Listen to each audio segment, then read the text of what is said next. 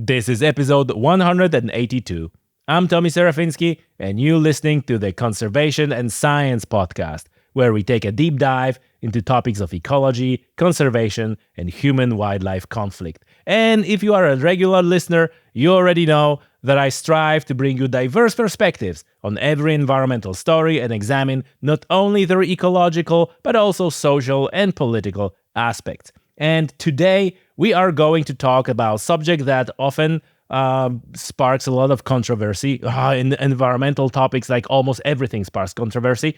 But our topic today is lead in ammunition and hunting ammunition, specifically in lead shot, also in the center fire ammunition used for hunting big game.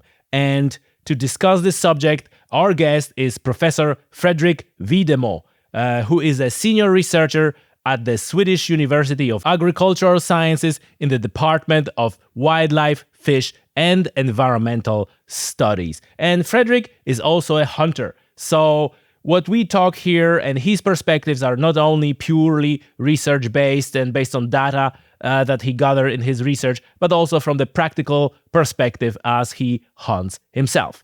And in this episode, you will learn about, first of all, the impacts that lead has on health, and really about what quantities of lead we're talking about to even see the results of the negative effects on health. You will learn what should we do and how the carcass or bird perhaps should be handled if it was shot with the ammunition using lead to ensure that we are as safe as possible. And we will demystify the nanoparticles of lead. Those of you who were interested and learned and listened maybe a little bit about using lead shot and lead ammunition, you probably heard about nanoparticles of lead that are spreading in the carcass. So we're going to talk about that. You will know exactly how bad that is. And finally, we're going to finish off with ideas for transition and subjects like compliance using non-lead ammunition, especially in the context of jurisdictions where lead ammunition is banned. That at the moment is most of Europe, especially over wetlands. And also we are going to talk about transition to using non-lead ammunition and, how that's going and whether it's good or bad. So everything you ever needed to know about lead ammunition and hunting, you will learn from this episode. And I think that's enough for this introduction, so I'm not going to be dragging this any longer. Ladies and gentlemen, Professor Fredrik Widemo. Fredrik, welcome to the show. It's a pleasure to have you. Thank you very much. We're going to talk about subject that is important for, I believe, for health and for the environment. And this is one of these things that I feel are important to talk about because they are changing as we speak. So there was a status quo. Nobody was thinking about using lead. And now we're saying, okay, we need to change to non-lead.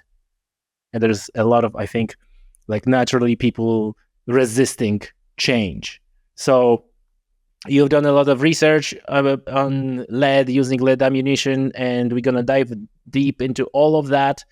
But I just want to start with a classic, and we're going to jump right into it. When I talk about with hunters about using lead ammunition or not lead ammunition, I often hear something like, I'm cutting out the meat around the wound, so I'm fine. Now I would like you to elaborate on this, how true or not true that is. I think it's probably true that most hunters do cut away a bit. We have looked at that actually in some of our surveys. And if I remember correctly, the average amount of meat that hunters claim they would cut away was about 5 centimeters around the wound channel. Others would claim that they would cut away anything that looked as it had been affected by the bullet, so being bruised, basically, sort of the bloody stuff. We've shown in our tests, though, that you need to cut away substantially more. And also, to some degree, you get lead that is very difficult to. So if you shoot through the chest cavity, what you get is then, of course, a lot of blood running around inside the chest cavity, and you will have a lot of small lead fragments in that. So you would essentially actually get the fragments spread inside the chest cavity. So meaning if you eat spare ribs from that part, you will have small lead particles on the inside, also quite far away from the actual passage of the bullet through the chest. How far how far they can travel in the body, in the carcass? That would depend. I mean, traditionally, a lot of people would cut away. They would open the chest cavity and cut away the diaphragm. Then, of course, a lot of the blood would then travel back into the body cavity. And then you would actually get lead contamination following this back. You can actually see that if you do x-rays on animals after they have been gutted, that you can see how the lead fragments have spread if you do this. So the best way of getting, if you use lead ammunition, the best way of doing this, handling the carcass, would be to hang it with the head down, cut it open, allow the blood to go away downwards just with gravity, because then you don't get any contamination behind the diaphragm, at least. So we're talking about the fragments of lead that are visible size. What about those nanoparticles? I read somewhere that even on the impact, even parts of the bullet, fragments of lead will evaporate and then travel with the blood, essentially with the bloodstream. Can you tell us about this? I would say that normally the blood isn't, depending on how you, of course, shot placement is really important. If you hit the animal through the lungs or the heart, you will get a very rapid decrease in the blood pressure, and the blood will basically collect in the chest cavity. That means that you don't really have blood being pumped out of the area where you have the wound channel out into the body. So it's all being dumped, basically. You could, I imagine, argue that some lead might get transported if you don't place the shot really well, but it will still, typically you would still have blood pooling inside the body around the wound channel, so you wouldn't necessarily get a lot of lead being transported away. But you're quite right in that you get lots and lots, millions, billions of nanoparticles, again, around the wound channel. And they will be in that meat, and they will then be in the chest cavity or wherever you hit the animal, of course. If you hit it far back, it will, of course, be further back as well. So certainly you can't see all the particles, even the sort of the standard particles that we would find on x-rays. You would not see them with your naked eye, just cutting away the meat off. Sometimes you find, especially if you use conventional bullets, you would find bigger pieces and maybe even the resulting rest of the bullet. But a lot, if you use more modern bullets with a lead core that have been bonded, there you get lots and lots, thousands of small flat fragments that are quite difficult to see, actually. And these are the ones that can travel in the body large? I still don't think they will travel a lot. They will, shooting an animal, if you see it in slow motion, really slow motion, the actual power of the impact is actually really distorting the muscles, compressing it. So it certainly presses out some of these fragments into the meat. And that's one reason why you can find it out. It's also why you get bruised meat, of course. It's actually the muscle, it's just expanding so much. I still wouldn't say that, as far as I know, the fragments are not really being transported around in the body or carcass normally. You could have that if an animal survives. This has been shown in rare cases, also for people actually who have been shot. In some cases, when you can't remove a bullet, it might be lodged close to the spine, for instance, and it's too risky to perform some sort of operation. It happens rarely that you can have lead or actually also copper being released from the bullet later on. And that could then, of course, be transported. But then you're not talking about an acute phase of having actual damage to the muscle. So this is very, very interesting, because you're kind of like correcting some of the things that I believed, and I'm sure you're correcting and explaining some things for listeners and viewers. So just to finish on that, are those nanoparticles bigger problem or as problematic as the parts that are just resulting of the bullet splitting into many parts, or are they worse? Are they the same?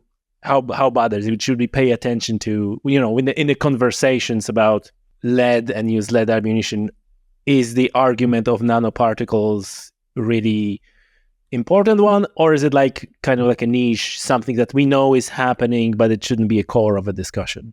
So nanoparticles is a very trendy research subject, has been for a while. At least, so I have published one research article on this. At that point in time, it was very new to look at nanoparticles in the first place. I would say, and this is not my specialty as a researcher, but my understanding is that we still don't completely understand the sort of how the nanoparticles they are very, very small. They can be actively transported between cells. And that means that the uptake, if you eat them, the uptake in the stomach and in the intestines might be quite different as compared to what might happen with larger fragments. But if you talk about in the carcass, I don't think it matters perhaps that much. What could happen, and this is true with fragments as well. So if you leave a carcass hanging, and we would do that, of course, for it to cure, then you could potentially have some of the lead being dissolved, the lead fragments being dissolved and maybe spreading a little bit further in the hanging carcass. We're not talking very far, I think, but that might happen. So one could argue that that might be one reason for maybe clearing the wound channel before leaving the hanging carcass. Whereas it's becoming, I think, more and more common, at least in Sweden, to actually leave the carcass hanging with the skin still on, because you get better meat in that way from less dehydration of the meat and so on. So, but from a lead perspective, maybe it would be better to actually clear the wound channel and so on right away. Okay, thank you for that. I think that clarifies a lot of things. Tell me, overall, what are the impacts of lead on human body in the context of consuming game meat, or in the context of hunters? I presume that the hunters are consuming way more game meat than average person who will make. So we all know about lead. Lead is neurotoxin, or is a toxin.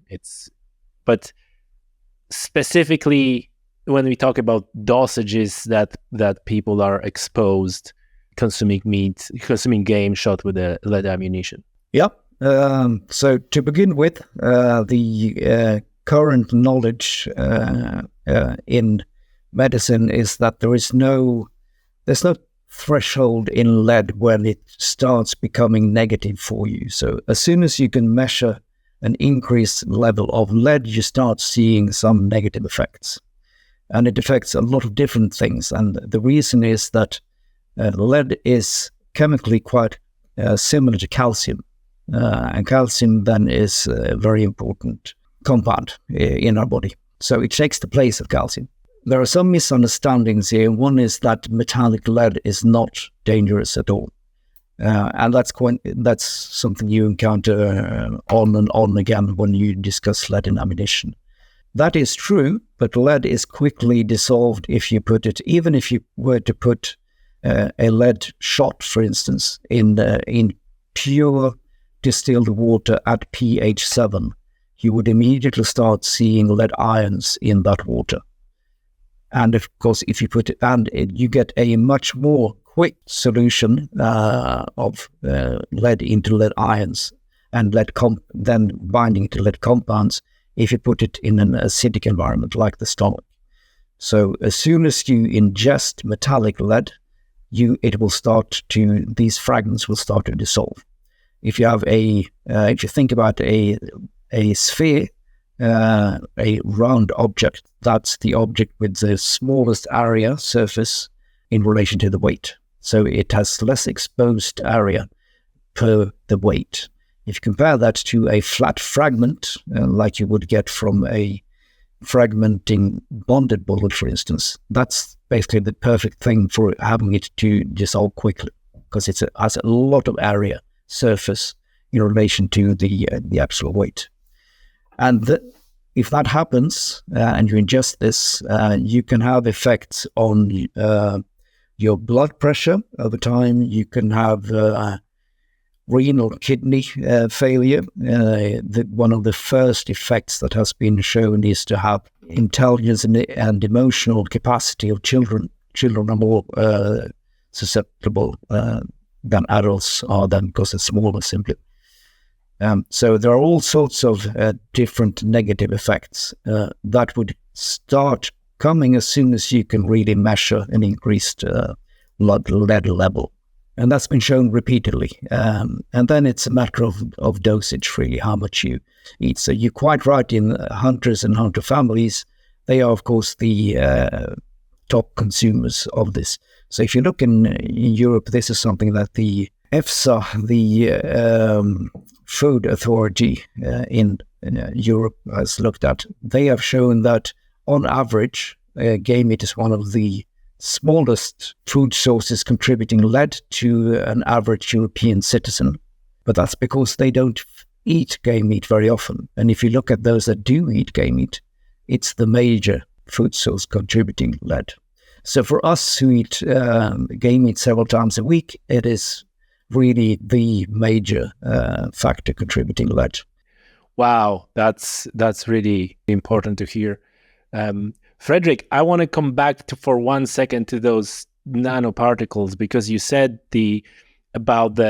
essentially, if I got you correctly, the larger the surface area of the particle, the more bioavailable it is. Does that mean that those nanoparticles are way more bioavailable than a hunk of lead that was left in the carcass? And by extension, does that mean that even if you maybe ingest less of them, they will be more readily absorbed to your body? They might at least be absorbed more quickly, and that's nanoparticles by definition are so small that they can be the cell membrane actively transports different things across the membrane. Something like a lead fragment that you can see in a microscope or with the naked eye, that's much, much, much too big. But nanoparticles are so small that they can be actively transported across cell membranes, and then, of course, also to some degree be more rapidly absorbed by the body. But over time, in any case, if you have a lot of flat fragments, they will probably in any case dissolve so that into lead ions, and they would then be absorbed instead. So it wouldn't necessarily be the case that you have to get more lead, because if it's in a very fragmented form anyway, when ingested, it will probably be absorbed anyway. And if you have things like bigger chunks of bullets or lead shot would potentially pass through you while having some of the lead having been dissolved into lead ions that would then be absorbed. But some of it would come out the other end, basically. Or you could get it, that's also been shown in some people suffering from acute lead toxicosis, that they have had a number of lead shot in the appendix. So it's been, in some cases, completely full. You can see it looks like like grapes together in a sort of... Yeah, you're right. Like in the appendix, that's the place where they can accumulate. Wow. And there's also one example of a Swedish actually woman who got really sick and she went into the hospital, and they found, so she had just one shot. Usually what would happen if you by accident eat a shot, is that it would move through the stomach relatively quickly. And the stomach is really acidic place. So most of the lead would then be absorbed there, or at least dissolved there. And then it moves through, and then the intestines are not at all as acidic anymore. So less lead would then be dissolved after having gone through the stomach. In this case, it was just one shot, and it had become stuck in a sort of a fold on the stomach. So it stayed there and just dissolving. And that one shot was enough for her to get dramatically ill from lead poisoning. Wow. That is okay. Fredrik, so there's someone who listens to that and said, like, I'm never going to eat game meat again in my life. Because you said, like, oh, there's really no safe levels, even small amounts, or you can see negative effects. But then I would argue that we are exposed throughout life to many, toxic things. Not the least of them is, for example, plastic grass, which is in the UK and Ireland very popular. I don't know about Sweden. So can you tell us about something called lifetime exposure to lead through game meat? And do you really need to be concerned about this when you have this quote unquote lifetime exposure, which may be 10 years of eating game meat? Or if you eat like once a month or once a year? That's a very complicated issue. Of course, you need to take into account how much you eat, how often, and especially how do you treat the meat. We've seen in some surveys that you find an elevated lead level in people that eat game meat more often, but it might actually be leveling off. So there's not necessarily an increase between those that eat game meat maybe once per week and those that eat 3-4 times a week, or maybe once per month or every week. One potential explanation for this is that those of us who have access to a lot of game meat spend less time and would not as careful to get every single little bit in the freezer. Whereas if you only get, say, one roe deer per year, you will want to make use of as much of it as possible. So that's one potential reason why you might, on average, have lower levels of lead and less risk of having fragments still left in a carcass from someone who hunts a lot and also takes care of a lot of meat. So that's something that is, of course, difficult to factor in. Now, there's a turnover of lead in the body. So you can see increased blood levels in the blood for a couple of weeks after ingesting lead. You can see an increased level in the liver a couple of months after. And it actually also replaces calcium in the skeleton, in the bones. And there you can actually have a 10-year turnaround before it's actually... So actually, this is maybe not something that you would normally think about, but the skeleton is actually losing and rebuilding with calcium all the time throughout our lives. So there's a turnover of calcium, and there's also then a turnover of lead in the skeleton if you have lead there. So it might actually be released later on if it has been incorporated in your bone structure at some point. So really difficult to say, depends on how much you eat and how you take care of it. And similarly, of course, if you use the extent to which you use lead ammunition. A lot of this, and that's something we showed in a report with a collaboration between the Swedish Food Agency, the Veterinary Institute, and the Swedish Association for Hunting and Wildlife Management. We show that you can basically get rid of almost all the lead by carefully removing a sufficient amount around the wound channel.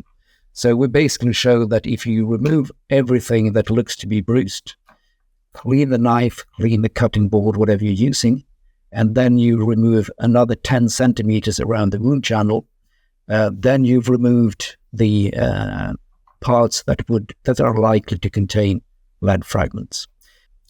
The resulting advice from the food agency was that if you do that, you can eat the rest with little or no risk. Or alternatively, use lead-free ammunition. Then you don't have to go through that extra trouble. Okay. Thank you for that. That's very interesting. Fredrik, so we established or at least talked about the impacts on human health, or the human after consumption. Tell us about the impacts on the environment, because that is another, like second pillar almost when talking about the lead. I usually, when I lecture on this to my students, I would usually say that there's 4 pillars. Well, there are 4 pillars. One is game eat and effects in humans. Another one is effects in the ground, in the soil, and in water, and so on.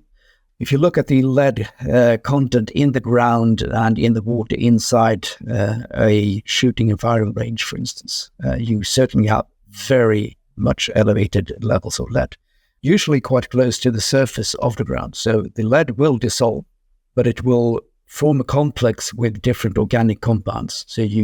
And you can see this if you go to a firing range and just put your hand in the backstop and just dig a little bit, at least if it's old-fashioned with sand and so on, you will see a lot of white crystals around bullet fragments and bullets and so on, and that's lead. That's lead compounds. They will move. They will stay there more or less, having formed complexes of different types. But if you get water, and you of course won't get water in most firing ranges because you just get rain on the backstop, that will then flow down and you will get elevated levels of lead in the water in the ditch you have there. As long as that water is kept or remains inside the firing or shooting range, that's not a problem. You have a lead contamination in there, and you certainly see big effects potentially on soil fauna, the very, very small animals living down in the soil, of fewer individuals, fewer species, etc. You can also, if you don't keep the water inside the firing and shooting range, you can have water escaping into streams and so on, and then you can have elevated levels in fish and other animals there as well. So that's one pillar. Second one is something that we've known actually since the 19th century. So there's a paper or article in Field and Stream, the American Journal, from I think 1894 or something. And they really in detail describe how there are so many dead ducks in this pond in the US that you could fill barrels of them, and exactly how they have died and how that is explained as being poisoned from feeding, so just ingesting lead shot that they would then take instead of grit from the bottom to have in their gizzard. So that's a second one, the primary poisoning of ducks, mainly. And then the fourth one would be secondary poisoning of predators and scavengers. So this is not them actively feeding on the bullets or shot, which is what the ducks do, but scavengers and predators accidentally basically feeding on this. So say you shoot a ptarmigan without killing it, then you could have a guy falcon taking it. It's of course easy to take a ptarmigan that has been shot at and maybe crippled slightly, but it flew off, but it's still not flying well. The guy falcon will of course be more likely to take that as compared to a completely unimpeded ptarmigan. And you could also have effects from leaving gut piles. There are many cases where this has been studied and showing elevated lead levels in everything from cougars, pumas, to ravens, to white-tailed eagles, things like that. And the more of a scavenger a species is, like the white-tailed eagle, the more of a problem there might be. So in Sweden and in Finland, we're talking something like 50 to 20% of the sea eagles that die have such an elevated lead level that they died from it, or would have died from it unless they flew into a power line or something. And that's something they are more likely to do when they are affected by the lead. The white-tailed eagle is doing fine from a population perspective, but the individuals are, of course, suffering while dying from this. So it's still an ethical problem, I would argue. Is there any difference in terms of how bad is it for the environment between lead shot and lead, like center fire ammunition used for big game? Is one worse than the other, or are they pretty much in the same ballpark when it turns to their, harmful effect on the environment? I mean, just from a quantity, if we're talking about a typical centerfire cartridge used for taking deer, for instance, that would weigh something like 7, 8, 9, 10, 11 grams. Whereas, of course, the average shotgun shell would contain 3 times, maybe on average, as much lead. So just from the sheer weight of lead, you're of course distributing more lead in the environment by using a shotgun. It's also you're probably shooting you're shooting more individual shots using shotguns, perhaps as well as compared to what you do with the centerfire or rimfire for that matter. You're also distributing the lead more spread out, so to speak. That's a clear answer. Fredrik, what about the other materials? Because the other, like a alternative to lead, are bismuth, tungsten, copper, steel, right? And you often, when you hear, or at least when I'm engaged in these conversations, I hear the argument like, like running around the countryside and spreading bismuth is even more problematic than lead. Copper is also toxic. Obviously, it's quite different because copper is a part of natural elements in the body. Above certain level is toxic, not like lead, like you said, in any quantity. But are there, any concerns over some of those alternatives, and which one would be, from the health and environment perspective, most desirable or the best? That's a good question, and this usually comes up if you have any prolonged discussions about lead in ammunition. If we start off with bullets, we should, of course, be aware of almost all bullets used to take, at least from centerfires, are, of course, with a lead core. Around the lead core, you have something that is basically brass. So it's copper and zinc. And so you have a lot of copper there as well. That's usually a third of the bullet's weight, approximately. So if you're talking about copper being toxic, it is toxic, especially in aquatic environments. So it's very toxic to some of the animals occurring in lakes, ponds, streams, whatever, for instance. But you're also spreading that just using any conventional bullet, because 1/3 is copper almost there as well. So if you're arguing that copper bullets is a problem, then you also have to argue basically that all bullets are a problem, except those that are made only from something else except lead or copper, then in that case.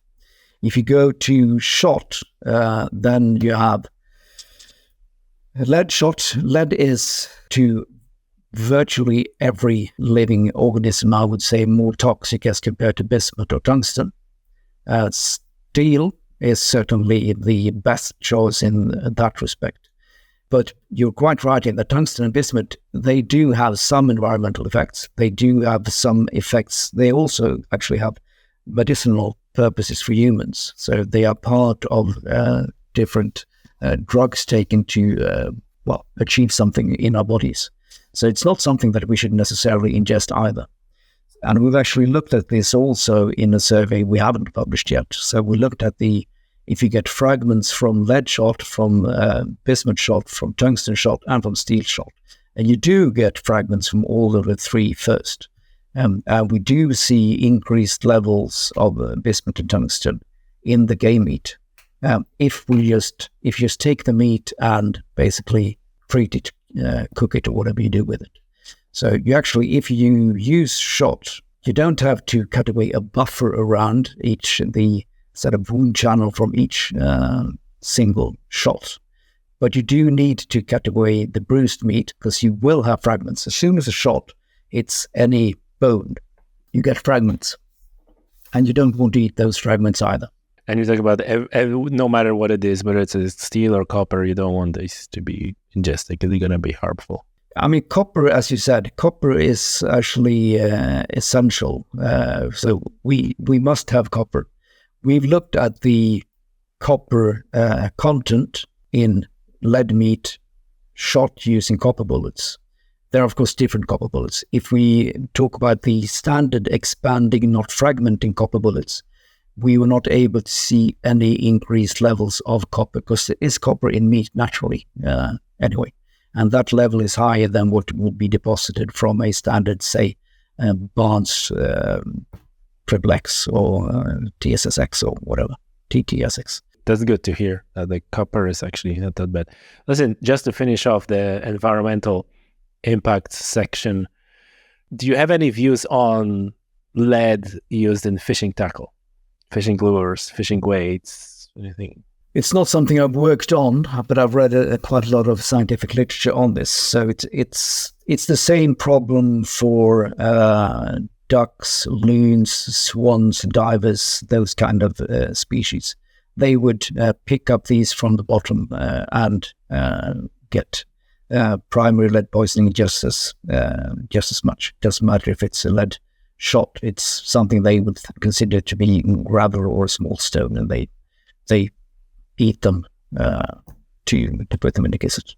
And from the perspective of human health, just handling, lead weights and all that. Yeah, I mean, it's not going to be beneficial. I know, to take one bad example, I have friends who grew up using air guns and sticking all the pellets in the mouth because they thought that was a convenient place to keep them. Then take one out and load. And of course, I would advise against that, put it that way. Gotcha, yes. But also, you get it on your fingers. I mean, if you take a pellet, of course, you get some lead on you. It's not that much. And of course, all of this is adding up. It's not like you're not going to die because you've touched a pellet, of course, but it's an unnecessary exposure, which is very easy to get rid of just by handling stuff in a different way and washing your hands, if that's what you do. And reloading is another example.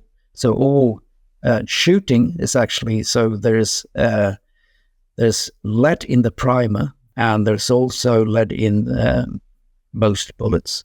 Also in the full metal jackets, it was jacket I was looking for, the word I missed before.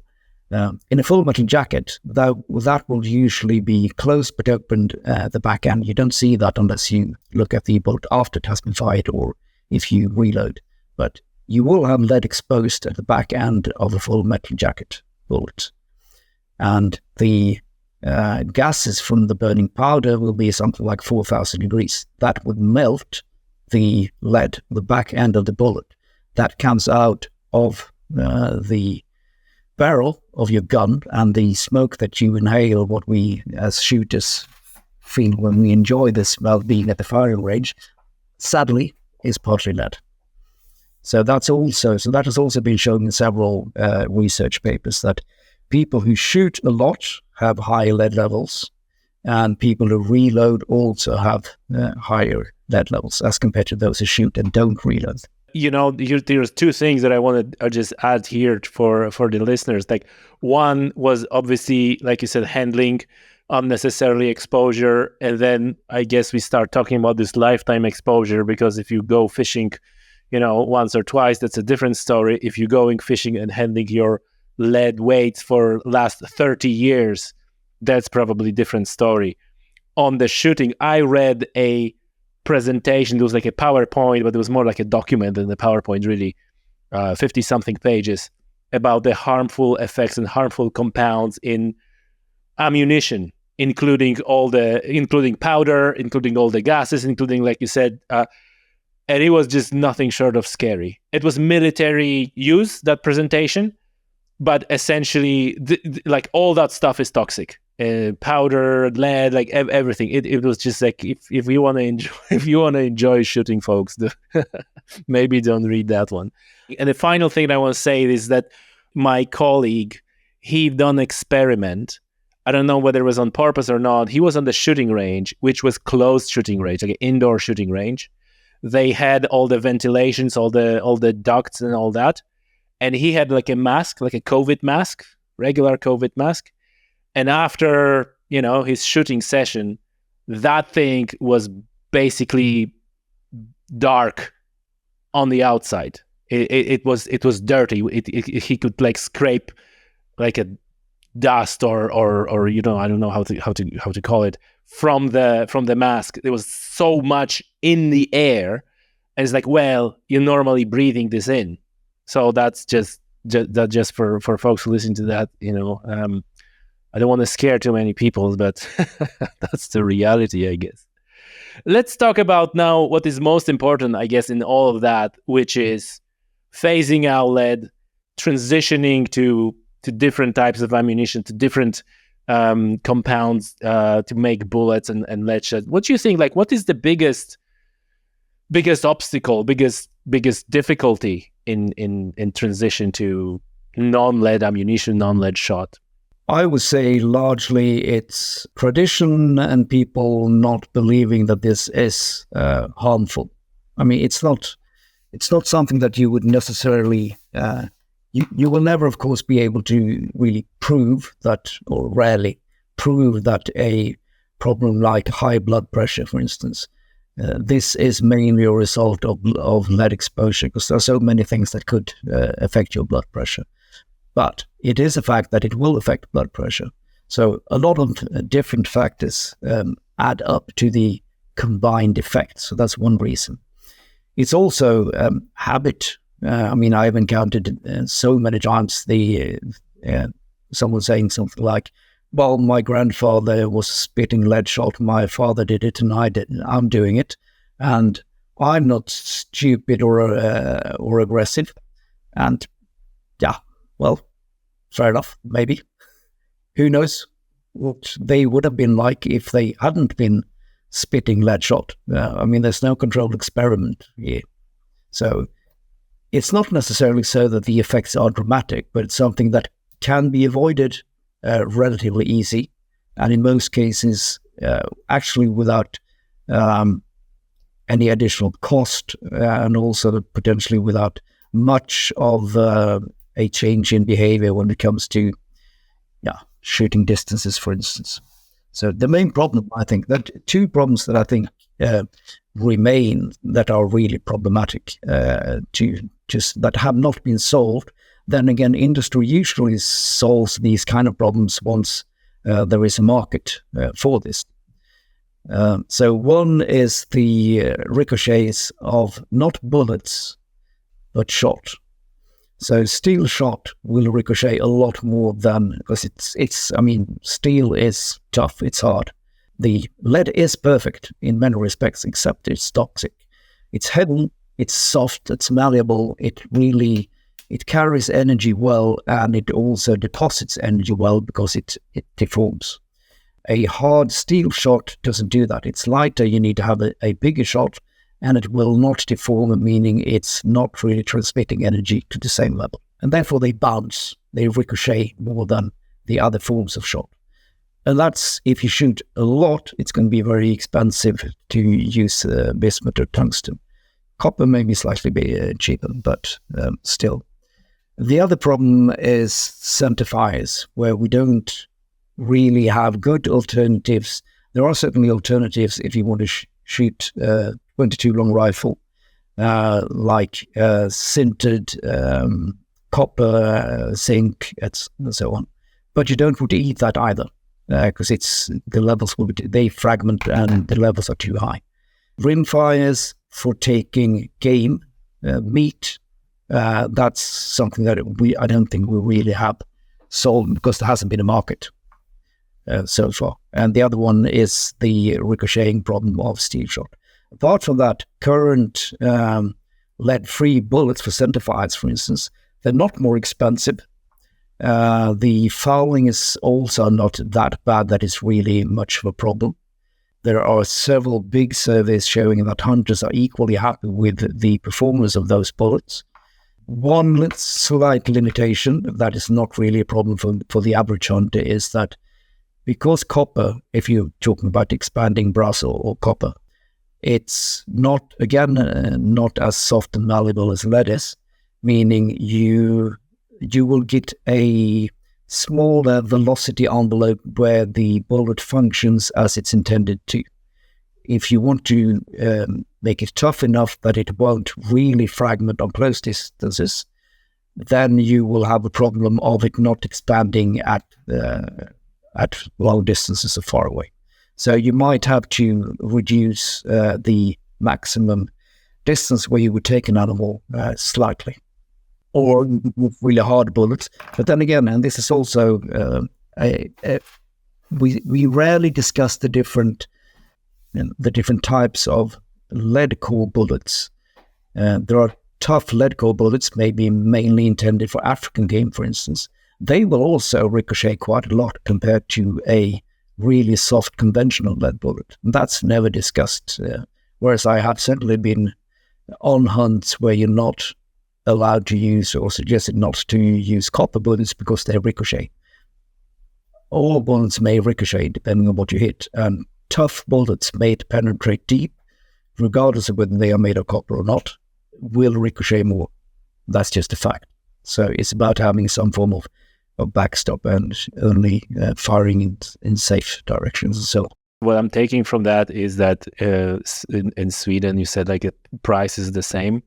Like where I live in Ireland, price of the copper bullets is about 3 to 4 times those of lead, made of lead. But I guess that brings me to the point I wanted to make, or, as always, ask you about your view on it. As far as you know, does the ammunition manufacturers have all this thing already figured out? Because that's one of the things that I heard, like, my ammunition manufacturers, they all have all figured out. It's just not on the market because why would they do that if they still have a market for lead bullets? And argument that I always make is like, in your gun shop, like make the demand, like signal to the people in the shops who are running shops that there is a demand for non-lead bullets, and that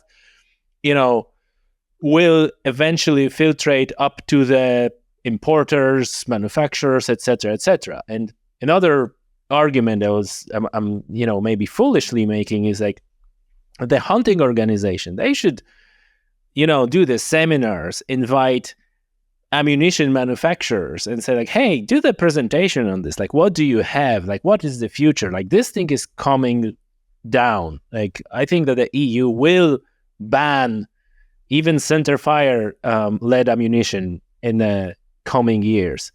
So I just feel like the whole thing could move faster if there was more pressure from the hunting community, and then by extension from the hunting organization, and then by extension from the ammunition importers, pressure on ammunition manufacturers to move faster, have a lower prices, etc., etc. I presented my little theory many times, and I got different responses to like whether how much this is true or not. What are your thoughts? To begin with, I should maybe moderate what I said before. If you compare a modern lead core bullet, say a bonded lead core bullet, then it's the same price. You can actually find cheaper alternative material bullets like copper. If you compare the cheapest variety of conventional bullet which is not bonded, maybe without any form of locking mechanism for the core, yes, then you can certainly find cheaper bullets.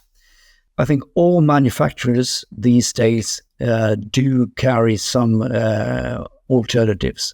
In some cases, more reluctantly, in some cases, less. There is certainly some truth in them not having been working at the forefront of a transition, certainly, and probably that is still the case. As you say, they have products that are selling well, that they have already earned all the development costs many times over. So why should they change? Unless we basically make it clear that there is a market for this. And I'd say it's growing, different in different countries. I would say Europe, Ireland is at one end of the spectrum. Denmark is at the other end, where they have voluntarily actually gotten rid of lead, basically. The Hunters Association there has been very at the forefront. And then there are some countries in between, and some that have changed their positions as well. So it's also about attitudes and getting to know what does work and finding also to some degree the average hunter is not shooting many cartridges per year. So a box of 20 might last, I don't know, on average, well, several years at least of hunting ammunition. And most hunters would probably be very reluctant to just get rid of this expensive ammo and buying new instead of the old ammo. They would use it up. And I think to some degree, so we have a delay, a backlog of ammunition that was bought before. Then there's a bunch of hunters that have stashed lead core bullets and lead shot during the different phases. So in Sweden, we used to have a ban on lead in ammunition, and that was then revoked by the next government. A lot of hunters bought a lot of ammo prior to the ban coming into place, and it was never actually executed. So there's a lot of lead core ammunition and lead shot ammunition out there. It's changing. I ran a survey in 2016. It was only, I think, 1% of the hunters claimed that they mainly used alternative materials, so copper bullets, basically, for taking deer and moose. And last time I checked in 21, it was 11%.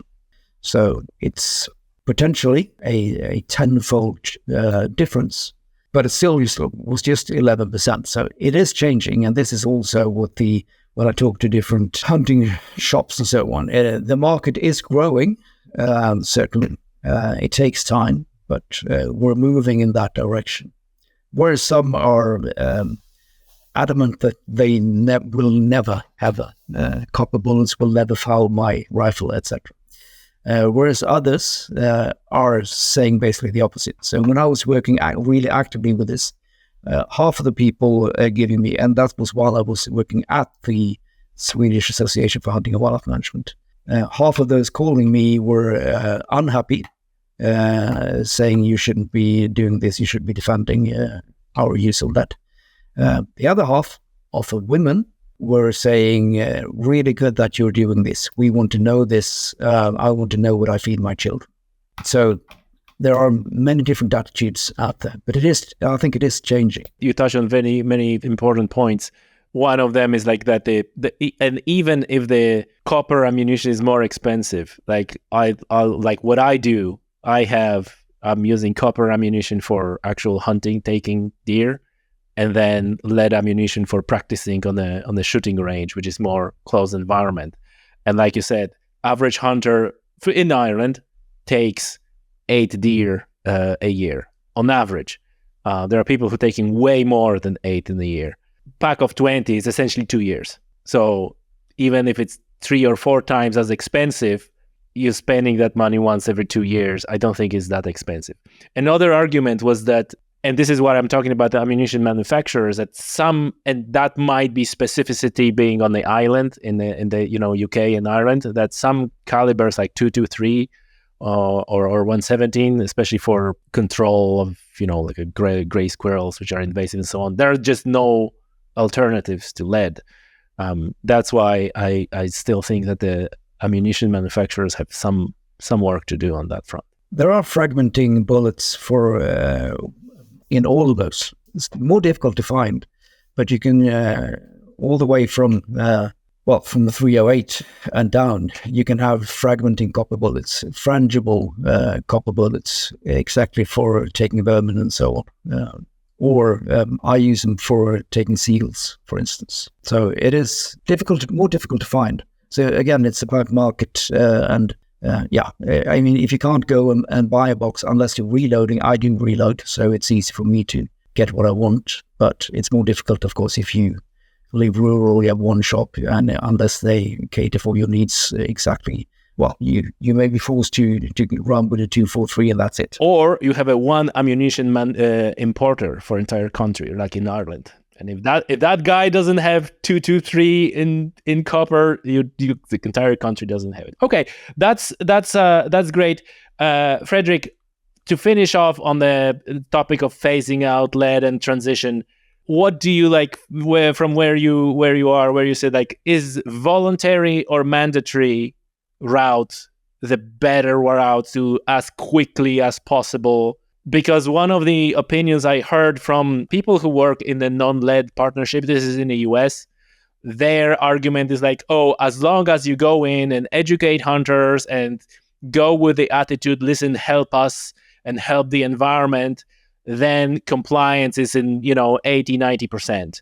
If you come down and say like, oh, you can't, then it's just like, this pushback. Oh, like you said, like never copper bullet in my rifle. So what do you think? Is it voluntary or mandatory route? Could I have a combination? In what proportion? In what proportion? Politicians answer maybe. No, I've actually looked at this a bit, and compliance in Sweden, where there has been for a long time actually a legislation against using lead shot in wetlands. It isn't great when it comes to using lead shot on when just practicing. It's even worse. It's actually illegal unless you are an active competitive shooter shooting the Olympic competition sports. And more than half of hunters are claiming that they use lead for practicing. Probably not at the big shooting ranges, because there is some sort of control what is being used and so on. But if they practice on their own hunting grounds and so on, which is what a lot of people do. There are also repeated surveys from the UK where basically non-compliance when it comes to shooting wildfowl is something like 70%. It's easy to check in England, so it's not even easy to check there are differences in the UK. In England, there are certain species you can't take using lead shot, meaning if you buy mallards, for instance, if you find lead shot in them, then that's not okay. In Sweden, it has been and is illegal to use lead shot in wetlands, because the problem is that it ends up in the wetlands, main problem at least, and then it doesn't really matter if you shoot at a wood pigeon flying over a wetland and most of the pellets fall down into the wetland. So we have a different legal system, and you can't it could be that this mallard was actually flying over a field when you shot it. So there's no way of knowing afterhand by just buying a bunch of mallards and checking them. So it can be difficult. Some of the surveys done, like the one I did, I'm asking hunters, so protected by anonymity, but still to tell me what they are doing. And about 1/3, first time I did this in 2016, of Swedish hunters said that they mainly used lead shot in wetlands, which was banned and is still banned, but with new legislation in place now all over the European Union, of course. So I think to some degree you need a combination, unless the hunters understand the reasoning and the purpose of this. But I do think most hunters are actually, if you can show them and explain to them that this is actually, look at this, you don't want... In Europe, 7% of the winter population of ducks is dying from primary poisoning from lead shot. 21% of all the ducks in the winter population are affected by lead poisoning. I mean, that's huge numbers. It's ridiculous. No hunter can think that that's good. That 7% after hunt, 7% of the rest is dying from lead poisoning. That's absurd numbers. Fredrik, I want to close out with ask you two things actually. One, what ammunition, what bullets are you using? And then some advice for hunters who are, thinking about it, have maybe they're on the fence, maybe not.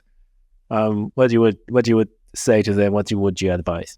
So I gradually, I did not overnight stop using lead core bullets completely. I've gradually changed into using copper bullets I mainly hunt using rifles. So I've gradually changed into using copper bullets for everything where I wouldn't use a full metal jacket. So some birds I would still take with something with a lead competence full metal jacket, simply because it's difficult to find copper alternatives to full metal jackets. I don't use a shotgun very much, so for me it's absolutely not a problem to use bismuth when I do use a shotgun. So that's what I do. The difference, okay, it is ridiculously expensive as compared to steel or lead, which is about the same price as wind. Then again, the difference is less than what it costs me to drive to my hunting grounds once.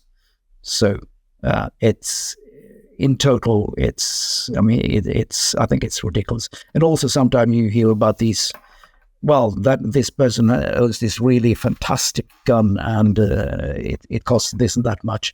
Yeah, and in that case, I would actually be happy to or prepared to pay a bit extra to shoot bismuth through it. And what advice to hunters who would, just words of wisdom? Well, what you shouldn't do, basically, the manufacturers, they are of course the experts at this. So what you shouldn't do, if you're a reloader like myself, you should really know what you're doing if you're choosing bullets yourself. So I started off using 2 heavy copper bullets. So I realized I had to go down in bullet weight in order to gain speed, which is what you need with copper bullets as compared to lead bullet. But I used to use very heavy for caliber lead bullets. So when I went down one step, that actually put me in the range of sort of more of what most hunters probably would consider normal. So you need faster bullets, basically, if you're going to use copper bullets, and that's important to realize.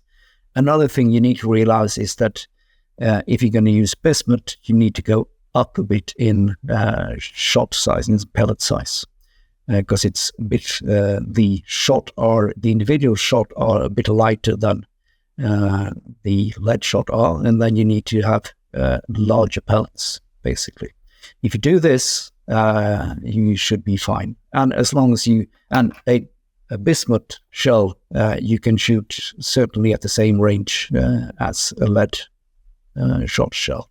With steel shot, you may need to compensate a bit by reducing the distance if you use a shotgun.